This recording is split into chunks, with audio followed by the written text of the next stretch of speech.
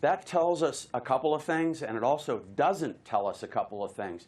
What it does tell us is that it's likely that the jury has probably reached a verdict on Jane Doe 1, 2, and 3, and now they're working on Jane Doe 4. So that, to me, means there is progress. That's good.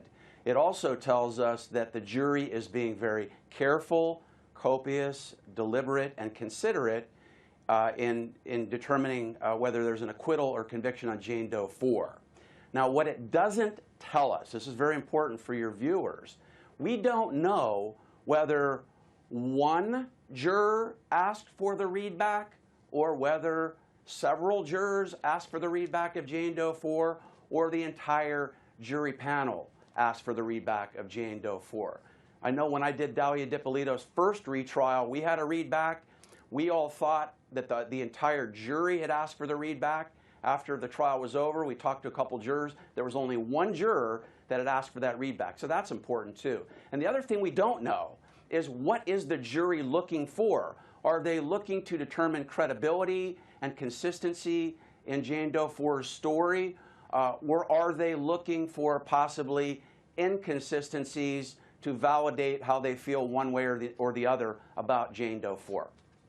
BC, you know I love your inside baseball perspective on this stuff because you just brought up a litany of excellent points. Do you think, though, because the jury has asked also for Nicole Edwards, who was the witness that testified that Jane Doe number 4, went to her and told her what happened at the same time? I'm just trying to, catch up the viewers.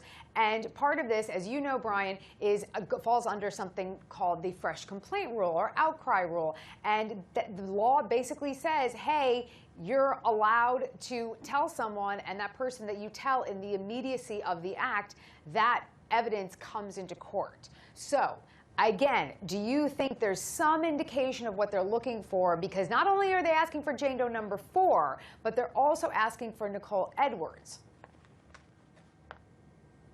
Yeah, that's a great question, Seema. I believe that because they're asking for Nicole Edwards as well, the jury wants to refresh their memory on what exactly Jane Doe 4 said to Nicole Edwards to determine what exactly went down, for example, or whether what she said to Nicole Edwards is consistent with what she said later on. So to me, asking for both the jury, either a juror or the entire jury, is measuring the credibility of Jane Doe 4 in what she told Nicole Edwards, and also whether there's something there in what she told her that is believable that this alleged rape did happen. Okay, let's actually listen to a bit of sound from Nicole Edwards when she came to court and testified at trial.